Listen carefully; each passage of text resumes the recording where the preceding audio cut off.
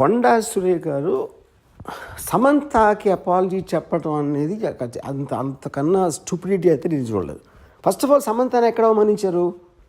కొండా సురేఖ అవమానించలా, పొగిడారు. యాక్చువల్గా ఎందుకు పొగిడారు అంటే అక్కడ ఏమంటున్నారు ఆవిడ, నాగార్జున నాగ చైతన్య ఇద్దరు కలిసి ఒక మామగా, ఒక భర్తగా, ఒక కోడలిని, ఒక భార్యని తనకున్న ఒక ఆస్తి కాపాడుకోవడానికి వెళ్ళమని ఫోర్స్ చేస్తే తను కాదని చెప్పి విడాకులు ఇచ్చి వెళ్ళిపోయింది అన్న. అక్కడ సమంతకు అవమానం ఏంటి? సమంతని పొగిడినది. యాక్చువల్గా అవమానించింది ఎవరిని?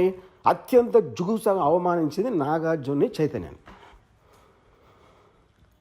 అసలు దాని టాపిక్ ఎత్తట్లా, దాని గురించి ఇంతవరకు మాట్లాడలేదు ఎవరు.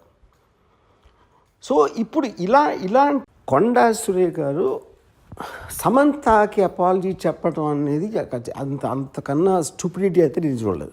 ఫస్ట్ ఆఫ్ ఆల్ సమంతని ఎక్కడ అవమానించారు?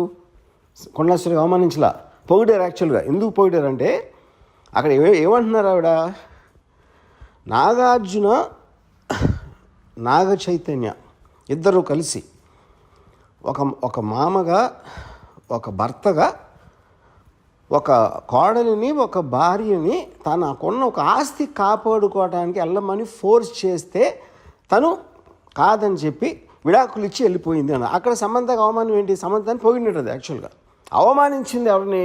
అత్యంత జుగుసాగా అవమానించింది నాగార్జున చైతన్యాన్ని. అసలు దాని టాపిక్ ఎత్తట్లా, దాని గురించి ఇంతవరకు మాట్లాడలేదు ఎవరు. సో ఇప్పుడు ఇలాంటి